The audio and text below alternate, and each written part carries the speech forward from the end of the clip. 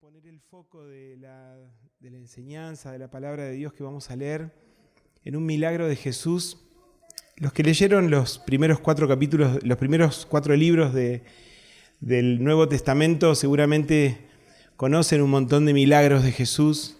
Los que fueron a la escuelita bíblica de chicos seguramente conocen un montón de milagros de Jesús. Algunos están relatados con mucho detalle, otros como así rapidito, como si fueran cosas normales, pero realmente cada intervención de Jesús era algo asombroso y que movilizaba y le transformaba totalmente la vida, por lo menos a una persona. Después de eso pasaban cosas, ¿no? Pero cada encuentro con Jesús produjo un impacto que dio vuelta como una media la vida de alguien. Hoy vamos a leer en el Evangelio de Marcos. Yo los invito a que abran el capítulo 1 de Marcos primero. Vamos a leer un pedacito muy cortito y después nos vamos a centrar en el relato que hay en el capítulo siguiente.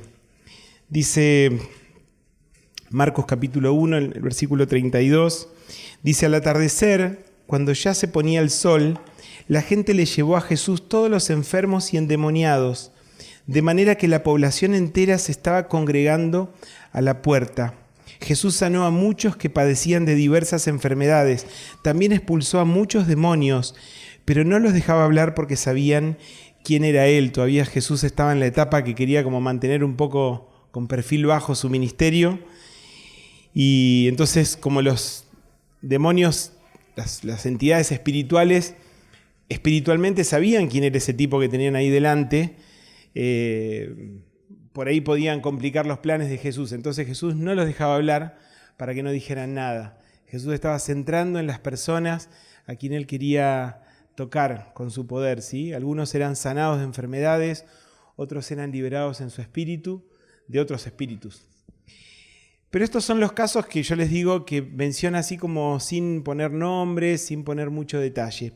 Pero en el capítulo 2, el evangelista, el que escribió la historia esta, aparentemente fue Juan Marcos, el sobrino del apóstol Pablo, y por lo que algunos historiadores piensan, Marcos lo que hizo fue que tomó todos los relatos, toda la memoria del apóstol Pedro y la puso en escrito, ¿no? Entonces, por eso hay algunos detalles que básicamente giraron alrededor de la vida de Pedro, porque él era el que lo había vivido y él le contó a Marcos y Marcos escribió. Estas son conjeturas de los historiadores. En realidad no importa mucho. Nos vamos a centrar en lo que cuenta acá Marcos. En el capítulo 2 dice: unos días después, cuando Jesús entró de nuevo en Capernaum, corrió la voz de que estaba en casa. Se aglomeraron tantos que ya no quedaba sitio ni siquiera frente a la puerta mientras él les predicaba la palabra. ¿Qué estaba haciendo Jesús? Predicando la palabra. ¿Dónde estaba? En Capernaum. Bueno, resulta que la casa de Jesús, donde vivía María y hermanos de Jesús, estaba en Capernaum. O sea, Jesús, después de haber hecho algunos recorridos, volvió a casa. Me gustó mucho la expresión de esta. Se corrió la voz de que Jesús estaba en casa. Algo como bien natural, íntimo. Bueno, esta visita de Jesús a su casa no tenía nada de íntimo porque se había llenado de gente todo. Todo el mundo ya se había enterado de que Jesús, el carpintero que vivía ahí en la otra cuadra, había estado haciendo un montón de milagros en lugares y ahora estaba otra vez en su casa. Era el momento de ir a verlo. No había acá estaríamos todos con los celulares así filmando y publicando, ¿no? Bueno, en ese tiempo todavía no se había inventado nada de esto, así que el que quería ver, el que quería conocer, tenía que trasladarse ahí con su cuerpo y estar presente. Y encima parece que cada vez que estaba la gente alrededor de Jesús, siempre algo pasaba.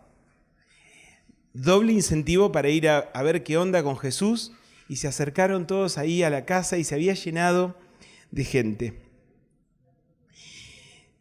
Dice en el versículo 3, entonces llegaron 4 hombres que llevaban un paralítico. Como no podían acercarlo a Jesús por causa de la multitud, quitaron parte del techo encima de donde estaba Jesús y luego de hacer una abertura, bajaron la camilla en la que estaba acostado el paralítico. A mí me me causa un poco de gracia a veces cuando leo estos relatos, porque lo cuenta como con una naturalidad, como si todos los días la gente anduviera llevando paralíticos, rompiendo techos, como si todos los días estuviera un Jesús donde se junta todo el mundo. Y era algo bastante, si lo pensamos un poco más, algo bastante atípico, bastante fuera de lo normal, de lo habitual. La gente no andaba rompiendo el techo a los otros vecinos porque se les cantaba su gana, nada más. Algo importante tenía que pasar. Vamos a centrarnos un poquito en los personajes de esta historia, porque resulta que cuando se nos relata un evento de este tipo, como todo lo que encontramos en realidad en la Biblia, uno puede leerlo como un libro de historia, como diciendo, wow, qué bárbaro, ¿no? Mirá lo que pasó. Pero en realidad, si leemos con un poco más de atención, vamos a empezar a ver que hay identificación entre nosotros y los distintos personajes. Y eso es lo que nos sirve a nosotros. Si no, es pura historia, ¿no? Es un relato de algo asombroso que parece que pasó, no sé, yo no estuve ahí, acá cuentan eso, pero andás a ver qué pasó realmente, ¿no? Podemos dejar entrar dudas, un montón de cosas. Pero cuando empezamos a meternos en lo que pasó en profundidad, vamos a descubrir que nosotros de alguna forma somos parte de eso, porque cosas de esas pasaron en nuestra propia vida y te vas a sentir identificado con uno o con otro personaje. Y dice la palabra de Dios en Hebreos que Jesús es el mismo ayer, hoy y siempre. Entonces, si es el mismo, algo de lo que hizo a él ahí en ese momento tiene que ver con las cosas que hace ahora, en tu vida, en la mía. Entonces, algo de esa manera de actuar de Jesús tiene que ver con su manera de actuar hoy en mí. Entonces esto lo vuelve sumamente poderoso y actual el relato. Ya no es solo un relato de una historia vieja. Es algo que Jesús puede estar haciendo hoy en mi propia vida, en tu casa. Entonces ahí miramos con otra atención. Así que yo los voy a invitar a que a medida que vamos desarmando esta historia, vayan encontrando la identificación de cada uno con alguno de los personajes. Vas a ver que en algún momento te sentís como uno, en otro momento vas a decir, a mí me pasó lo mismo que a este otro. Y vamos a poder aprender un montón de cosas y veremos qué es lo que Jesús quiere hacer al final de todo esto. La cuestión es que vamos a mirar, la primera foto es la del paralítico. El paralítico parece que no tiene nombre. Seguramente lo tenía, la mamá le habría puesto algún nombre. No creo que le dijeran por la calle, paralítico. No creo que fuera así. Pero sin embargo acá lo dejan en ese punto, porque ese fue el punto que lo trajo a Jesús. Si él no hubiera sido paralítico, no sé cómo hubiera sido su historia, pero resulta que lo era. Estaba en esa situación atrapado. Nadie deseó ser paralítico, nadie deseó una enfermedad así. Algunos quizá nacieron con una discapacidad, otros quizá un accidente los dejó incapacitados por lo menos para caminar, para moverse. Nadie elige esa situación. Bueno, ahora parece que hay gente que sí, que elige mutilarse porque se autoperciben mutilados, entonces quieren mutilarse. Eso es bastante loco. Pero no creo que este fuera el caso, sinceramente. En ese tiempo no había leyes de inclusión social, no había obra social, no había protecciones especiales para una persona que no se podía defender solo. La familia le hacía el aguante en lo que podía, hasta el momento que el tipo era grande y bueno, viejo, mirá, a duras penas comemos, así que vas a tener que hacer algo. Así que era muy común que las personas en esta condición estaban mendigando en la calle. No podían trabajar de muchas cosas. Quizá podía usar sus manos y podía hacer algún trabajo manual, pero no sé cómo era su condición. No especifica esto, ¿no? Pero definitivamente él estaba atrapado en algo que no eligió. Una situación que no eligió y que lo dejaba anclado en un punto que él no podía cambiarlo. Él no podía devolverle movimiento a sus piernas.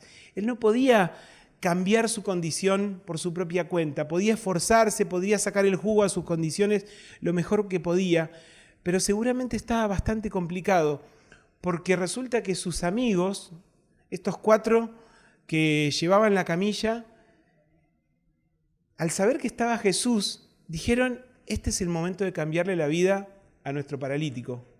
Este es el momento de hacer algo por él. Y acá vemos cómo entra el segundo grupo de personajes, los amigos. Los amigos tenían esa corazonada, una gloriosa corazonada que decía, si logramos que nuestro paralítico se encuentre con Jesús, algo va a pasar. Porque este Jesús hace cosas asombrosas. Y pareciera que cuando alguien se acerca a Él con mucha decisión, algo pasa, algo cambia. Entonces, ¿cómo quisiéramos? ¿Se imaginan que volviera a caminar? No, qué locura. Estaría re bueno. Era el momento, no tenía mucho tiempo de discutir. Jesús estaba ahí. ¿Cuánto tiempo va a estar? Y no sabemos, está unos días de visita, capaz que se va esta noche, porque dicen que es así medio sorpresivo el tipo. Entonces, ¿y si se va y se pierde la oportunidad?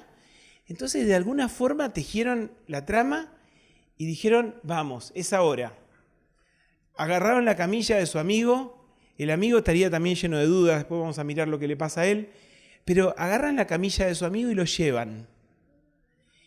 Qué coraje, ¿no? Y qué esfuerzo. Yo me dejó pensando en eso. Estos amigos, dice acá en el versículo 5, al ver Jesús la fe de ellos. Y este es un punto que para mí es importantísimo, porque fe es acción. Fe no es algo que ocurre en mi mente nada más. Sí, arranca en mi mente, pero si no se traduce en algo concreto después, y tengo mis serias dudas de que haya una fe muy real. O sea, la fe es algo tan profundo y fuerte y poderoso que nos impulsa a hacer cosas que habitualmente no haríamos. Estos 4 muchachos decidieron emprenderla ahí con su amigo para que pudiera encontrarse con Jesús, porque el único que podía hacer algo, los médicos ya habían demostrado que hasta ahí había llegado su saber, no podían devolverle la movilidad, el único que podía hacer algo era este tipo que hacía milagros. Entonces había que llevar a su amigo paralítico ahí. Él no iba a poder ir solo, tenían que llevarlo ellos tenían que ayudarlo. Y me encanta esto, porque fe es acercar personas a Jesús. La realidad es que no sabemos lo que va a pasar con nuestra persona querida cuando llega a Jesús. Capaz que ocurre un súper milagro, capaz que no pasan cosas muy vistosas, pero el punto es que algo tiene que pasar. Porque encontrarse con Jesús no es como nada. Es encontrarse con el ser más poderoso que existe en el universo. Por eso gastamos toda esta primera hora del culto en alabar y adorar a este Jesús, porque vale la pena. Y yo te animo a que busques espacios en tu vida personal para encontrarte con este Jesús. Porque es el único que puede cambiar tu vida. Es el único. Toda la Biblia habla de Jesús. En todos los lugares de la Biblia donde leamos de alguna forma u otra nos van a dirigir la mirada a Jesús.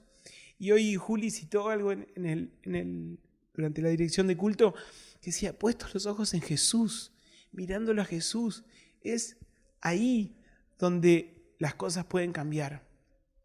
Entonces tenemos que hacer este esfuerzo consciente. Este paralítico no podía ir y encontrarse con Jesús cara a cara. La cosa estaba muy complicada. Alguien tenía que hacer algo. ¿Qué sos capaz de hacer?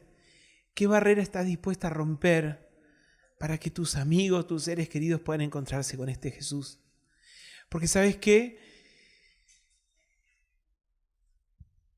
Las cosas pueden cambiar. Tu amigo puede encontrarse con un médico espectacular que le da un tratamiento eficaz y resuelve el problema. Este hombre necesitaba algo más. Él no solo había perdido la movilidad de sus piernas, seguramente había perdido mucho más en el camino, su sentido del valor, su rol social. ¿Qué familia tendría? ¿Qué podía ofrecer a sus hijos si es que los tenía? Si estaba tan complicado. Este hombre necesitaba mucho más que simplemente una sanidad. Sus amigos sabían todo esto y por eso dijeron, es ahora. Y a veces decimos, bueno, otro día capaz que la oportunidad se fue. Algo cambió y ya, bueno, habrá que esperar que el colectivo vuelva a pasar, no sé, pero es ahora, a veces es ahora. Y es ahora donde tenemos que hacer algo y ayudar de alguna manera para que ese encuentro ocurra. Así que no dudes en acercar personas a Jesús. Esperen a ver si no me olvido nada importante acá en mis anotaciones.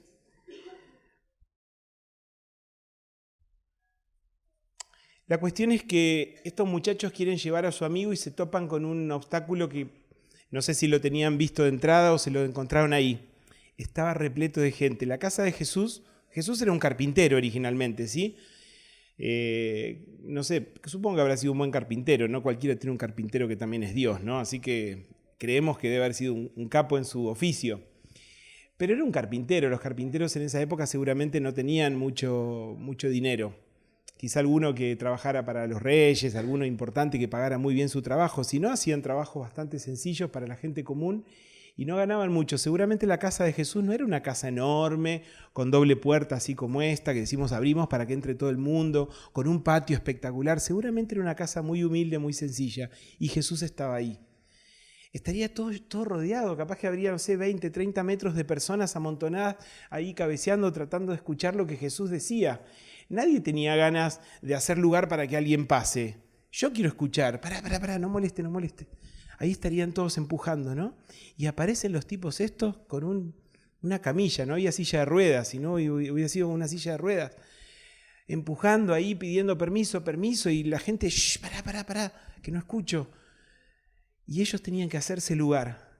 Qué momento, ¿no? ¿Cuántas veces trataste de acercar a alguien a la iglesia y sentiste que la iglesia no estaba del todo abierta para esa persona?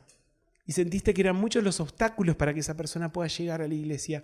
Hoy tenemos una bendición enorme, que Jesús no lo encontrás en la iglesia nada más. Está, creo que está.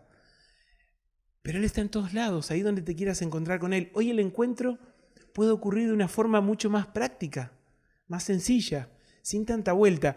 A veces queremos que nuestro amigo, nuestro ser querido, nuestro pariente pueda llegar hasta el culto en la iglesia, porque vieron que la atmósfera espiritual en un culto es otra. Es un lugar protegido, es un lugar que está cubierto por la presencia de Dios. Hay ángeles que están resguardando ese lugar. Entonces pueden ocurrir más cosas, quizá, ¿no? Pero no es una condición que tiene que ir a la iglesia para que escuche. No, porque resulta que Jesús está ahí donde estás vos. Si vos tenés a Jesús en tu corazón, ahí donde vos estás, está Jesús. O sea, no hace falta ir a ningún lado. Y a veces las trabas son más trabas que ponemos nosotros porque pensamos que no somos adecuados, que no vamos a poder explicarle bien a la persona. Sería mejor que lo llevemos y que le hable Mariela, que es buenísima, ¿no? O que le hable, no sé, cualquiera de los que están acá que ya están más acostumbrados, esa persona que siempre habla bien, va a saber qué decirle. Lo que necesita esa persona es encontrarse a Jesús, y vos tenés a Jesús y lo podés decir simplemente, vamos a hablar con Jesús. Y a partir de ese encuentro, todo puede cambiar para esa persona. Y Jesús está con vos a través de su Espíritu Santo. Así que esto es genial, esto es una mejora enorme en relación a lo que le pasaba a este paralítico. Él sí se topaba con una cuestión física, había una pila de gente que no lo dejaba llegar. Tal era la complicación que al final dijeron, la gente no nos abre paso, vamos a hacernos otro paso. Ya sé, agujero en el techo. Lo contenta que se habrá puesto María cuando veía que caían los pedazos de techo. Jesús ahí tapándose, que caían, porque los techos se hacían con caña, barro y cosas por el estilo, todos los pedazos de mugre que le caían encima a Jesús diciendo, ¿qué está pasando? ¿Un terremoto? No, eran personas queriendo mover todas las barreras para que su amigo se encontrara con Jesús.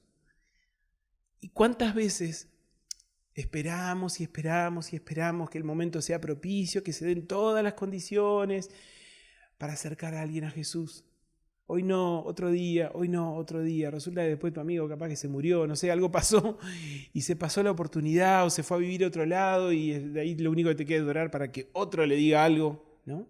Qué importante que es cuando podemos romper barreras y acercar la distancia entre las personas y Jesús.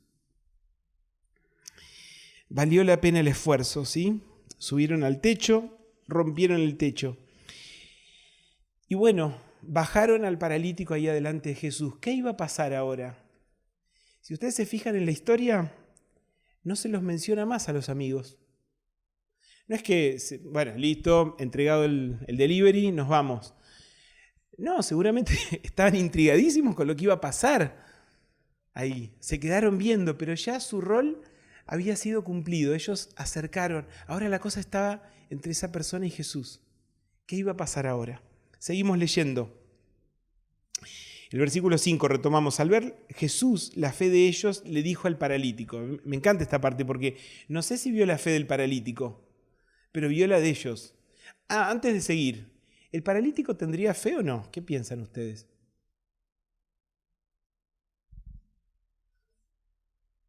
No se dice nada. O sea, si vamos a lo concreto, no dice nada. Ahora, yo creo que sí la tenía el tipo. Porque, ¿saben la vergüenza de ser el centro? Porque todo el desbarajuste ese, el atropello de la gente, el techo roto, era por él. Él les podría haber dicho a los muchachos, no, pará, ¿qué van a hacer? Están locos, no, déjenme acá, ya está, ya fue. Otra vez capaz que me lo encuentre a Jesús y... No, que vamos a andar destrozándole la casa a pobre María. Él aceptó todo ese lío. Él aceptó, ¿por qué? Porque quizá valiera la pena. Y a veces no nos queremos dejar ayudar cuando alguien nos quiere acercar a Jesús. No, deja. Si estás viendo que alguien te quiere acercar a Jesús, si estás viendo que alguien quiere ayudarte a restaurar tu relación con Jesús, como hablamos hoy en el culto, déjalo que te ayude. Es una bendición tener amigos que nos ayudan. Peor sería amigos que nos hunden más. No vale la pena, no, ahí no vayas más. Mirá cómo te trataron. De esos hay por todos lados, no sé si a ustedes les tocó alguno. Entonces, bendito sea Dios por los buenos amigos, los buenos hermanos que nos pone cerca y que tratan de ayudarnos a estar con Jesús. Así que no los eches, no los bloquees, ¿sí? Dales lugar a ellos. El paralítico se bancó esa vergüenza. Y a veces llegar hasta Dios es una vergüenza. Y todos te miran. ¿Cuántos de ustedes quizá en su primer encuentro con Jesús sintieron que todo el mundo los estaba mirando? Capaz que nadie los miraba, pero se sintieron que todos lo miraban y el calor que les subió hasta acá arriba y se pusieron bordó de la vergüenza. Se sentían que eran el foco de algo. Y la gente los miraba, sí, capaz que había algunos que los miraba. Pero ¿saben? La mirada más importante de todo no es la de la gente, es la de Jesús. Y resulta que su mirada no es una mirada de juicio, nos enseña la palabra, que Él nos mira con amor. Porque Él es Dios y Dios nos mira con amor. No significa que todo lo que hicimos, todas nuestras macanas son nada, no. Hemos hecho cosas graves a veces realmente. Nos hemos mandado macanas importantes, que nos da muchísima vergüenza hoy decirlas. Sin embargo, Jesús nos mira con misericordia y dice, qué bueno que viniste, qué bueno que estás acá, qué bueno que tomaste tu vida a cargo y la trajiste acá, porque este es el único lugar donde puede cambiar. Entonces, qué bueno que viniste, vamos a empezar. Y Jesús empieza, vamos a ver cómo empezó con el paralítico. Volvemos al versículo 5. Dice, al ver Jesús la fe de ellos, le dijo al paralítico, hijo, tus pecados quedan perdonados. Y ahí se les cayó la boca a todo el mundo. ¿What? ¿Qué? Señor, un detalle. Viste que el caballero está complicado con las piernas. Jesús no sabía. ¿Ustedes se imaginan que no sabía? ¿Por qué Jesús empezó por el asuntito de los pecados? Son importantes. Pobre tipo, está paralítico. Hace no sé cuántos años que no puede caminar. Y vos le venís a hablar de pecados. ¿Qué desubique? ¿Saben qué? Jesús la tenía súper clara. Y Él estaba más preocupado por lo más importante. Porque la parálisis que sufría este hombre era una condición invalidante, definitivamente problemática, más en el contexto que ellos estaban. Si hoy es un problema, imagínense en esa época, ¿no? Pero Jesús veía algo mucho más profundo y eterno. Él estaba preocupado por la eternidad de este hombre. Él estaba preocupado porque esos pecados no podían dejarlo a él tener una comunión real con Dios. Como tus pecados, como mis pecados, no nos dejaron tener una comunión real con Dios. Entonces el día que nos presentamos ante Jesús, con esta inquietud de que estoy ante Jesús, algo tiene que pasar, Él se hace cargo de nuestros pecados. Es lo primero que hace, Porque si no, no hay diálogo posible. ¿Qué vamos a hablar de otras cosas si tenemos este problemón en el medio? Entonces resolvamos el problemón. ¿Y saben qué? Hay muchas enfermedades que pueden tener tratamiento. Algunas realmente, de momento, los tratamientos están en investigación y no se han encontrado grandes soluciones. Pero hay muchas enfermedades que pueden tener tratamientos. Pero el pecado no hay tratamiento. Definitivamente el pecado es una enfermedad invalidante de todos los puntos de vista. Nos separa de Dios al punto de no poder entablar un diálogo normal con Él, al punto de no poder sentirlo como nuestro Padre. Entonces Él quería resolver esto antes que nada. Entonces lo primero que le chantó al paralítico fue: tus pecados están perdonados. Porque veo esa fe. Si Jesús no hubiera visto fe en él, capaz que simplemente le hubiera dicho: vos viniste por el tema de las piernas, bueno, listo, yo he solucionado el tema de las piernas, seguí tu vida. Pero Jesús veía fe en este hombre. Entonces dijo: este es el momento, vamos a solucionar primero lo primero. Tus pecados quedan perdonados. Y ahí se armó un pequeño lío. Estaban sentados allí algunos maestros de la ley que pensaban: ¿por qué habla este así? Está blasfemando. Ustedes piensen que ellos estaban viendo un hombre y se supone que el único que tiene el poder de perdonar pecados es Dios. ¿Desde cuándo este tipo será un buen tipo, hará milagros, pero perdonar pecados ya es otro nivel? Eso solo es un atributo de Dios. No podían entenderlo.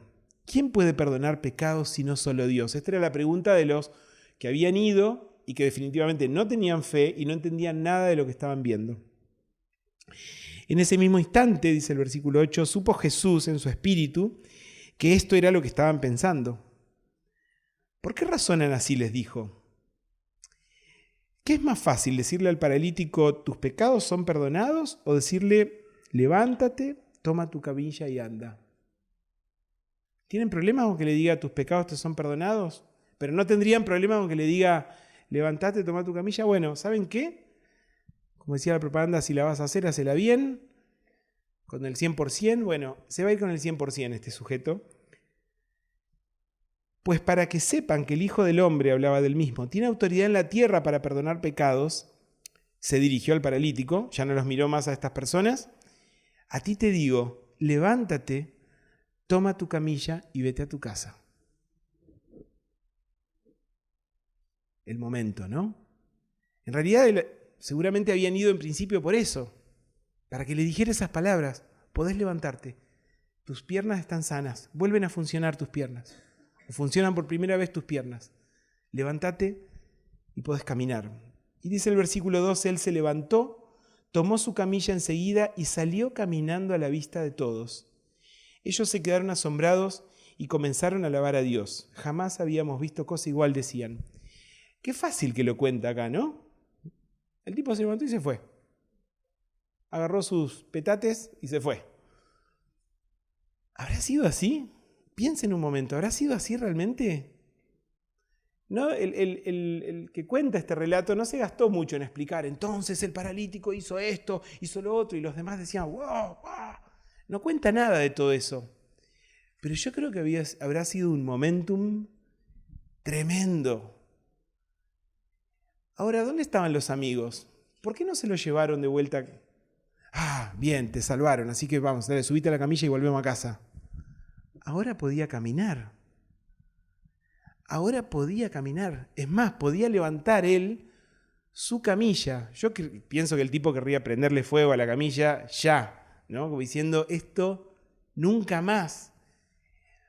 Maldita camilla. Él querría dar una vuelta atrás, una vuelta de hoja a todo eso y olvidarse que existió todo eso, ¿no? Pero era su realidad. Y me dejó pensando a mí esto, ¿no? Él agarró su camilla y se fue. No para volver a usarla, pero una forma de decir: me hago cargo. Esta es mi historia. Esta es mi historia. Capaz que la ponga en casa, ahí así en una pared, algunos ponen un tapiz, yo voy a poner mi camilla, para poder contarle a todos lo que Jesús hizo conmigo.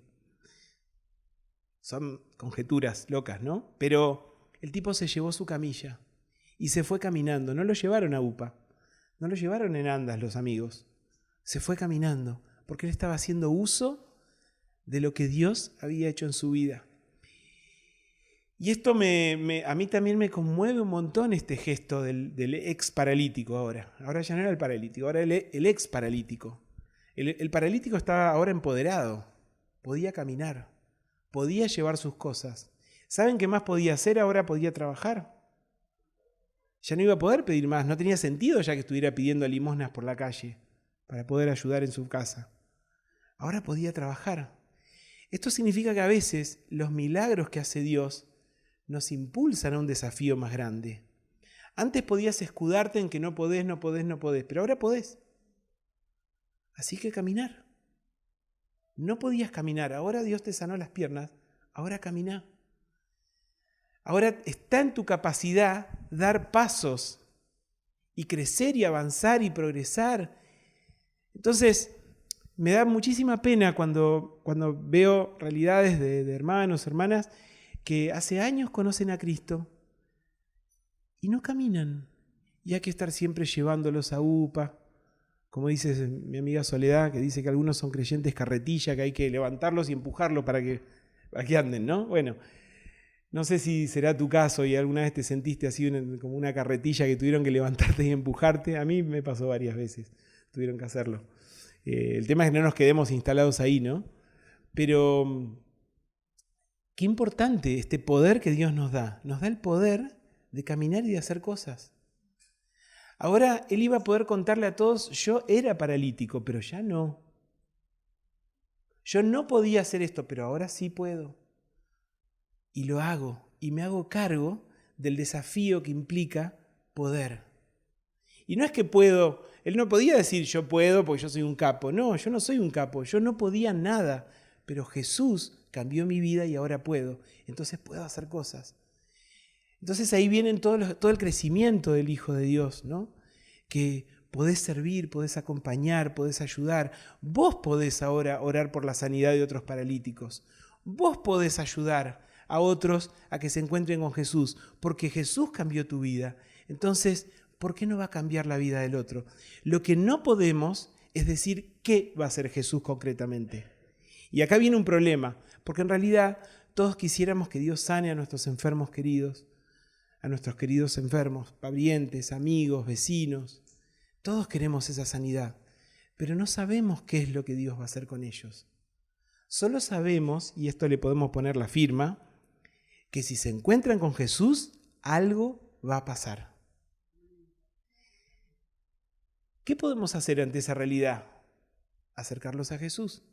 Entonces, muchas veces oramos por la sanidad de personas, y está bien que lo hagamos, pero que nuestro interés por la sanidad de esa persona no sea más grande que el interés para que esa persona se pueda encontrar con Jesús, porque quizá con Jesús se encuentre algo mucho más valioso que su sanidad. A veces Jesús opta por sanar a alguien y a veces no. Pero la no sanidad de alguien se puede transformar en algo sumamente poderoso en la mano de Dios. Hay montones de casos, no me voy a poner a relatar ahora, pero hay muchos casos de personas que su no sanidad, su dificultad, en las manos de Dios se transformó en algo poderosísimo, impactó muchísimas vidas, más vidas que si se hubiera sanado. Entonces, no le digamos nosotros a Dios todo lo que Él debiera hacer. Jesús sabía lo que le pasaba al tipo que le habían bajado por el techo, pero Él sabía cómo ordenar ese proceso y empezó por lo que Él entendía que era más importante. Así que no nos apuremos tanto a pretender decirle a Jesús lo que Él debería hacer. Dios es poderoso, Él conoce todas las situaciones, Él es sabio y tiene sus propósitos con cada persona. Entonces, si queremos sumarnos al ministerio de Dios, solo hagamos esto, acercarle a las personas a Jesús. Y Él sabrá qué hacer después, ¿sí? Y nosotros nos quedaremos ahí como los amigos que seguramente se quedaron ahí por si nuestro amigo ex paralítico necesita algo, pero seguramente vieron que ya no era tan necesaria su ayuda, por lo menos con lo que habían hecho por su amigo. Su amigo ya podía caminar. Entonces ahora había que animarlo para que camine y ayudarlo en la vida nueva que se le abría delante, ¿no? Eso seguramente lo hicieron. Y nosotros podemos hacer eso también. Una persona a quien Dios tocó y empezó a caminar, quedarnos cerquita, porque puede necesitar alguna ayuda en algún momento, se va a encontrar con situaciones que no conoce y por ahí necesita acompañamiento con eso. Pero el que hace los milagros es Dios. Entonces, llevémoslo a Dios. Y si se tropieza, ayudémoslo a volver a Dios. Y si se lastima, ayudémoslo a volver a Dios. Y si vos sos el que se tropezó y se lastimó, por eso estamos en este juego que por ahí nosotros somos los amigos, por ahí somos el paralítico, ¿no? No sé, o el ex paralítico. Si vos sos el que te tropezó y lastimó, no pretendas que vengan todos a levantarte. Anda a Jesús. Él es el que te puede levantar. Él es el que tiene el poder de sanar tus rodillas lastimadas. Él es el que puede. Por eso dedicamos tiempo a adorar a este Jesús. Porque Él es el que hace las cosas. Y es lo más maravilloso que nos podemos encontrar. La iglesia de Dios puede tener fallas. La iglesia puede tener puertas chiquitas. La iglesia puede estar atorada de gente reclamando atención y pareciera que tu problema pasa desapercibido entre tanta gente. Pero Jesús ve. Y ni siquiera necesitas el lugar físico para hablar con Jesús. Ahí donde vos lo llames, Él está. Obvio que es más lindo cuando estamos juntos porque hay una sinergia, una cosa distinta, porque estamos todos ahí encolumnados detrás de este Jesús y adorando a Dios y pasan cosas poderosas ahí. Pero ni siquiera eso es imprescindible. Es imprescindible tu decisión de encontrarte con Jesús. Por eso me pareció importante lo que pasó hoy en el culto, esta dirección a Jesús, esta puerta abierta a Jesús. Decía la canción cabezas alzadas y no hablaba de las cabezas nuestras. Le llamaban la cabeza a la parte de arriba de la puerta, el dintel. Imagínense cómo tiene que ser la puerta para que entre el Rey de Gloria. Imagínense cómo tiene que ser la puerta. Bueno, Jesús es tan copado que hasta puede entrar por la puerta más chiquita, pero tiene que haber una puerta abierta. Cuanto más espacio le demos, quizá su gloria al entrar sea mayor, pero alcanza con que haya una puerta abierta. Tu puerta está abierta. Ahora, durante el culto, ahora, anoche, esta noche, ¿está abierta tu puerta para que el Rey de Gloria pueda hacer cosas? Para que ese encuentro se pueda dar y todo lo que Dios quiere hacer en tu vida y a través de tu vida pueda multiplicarse.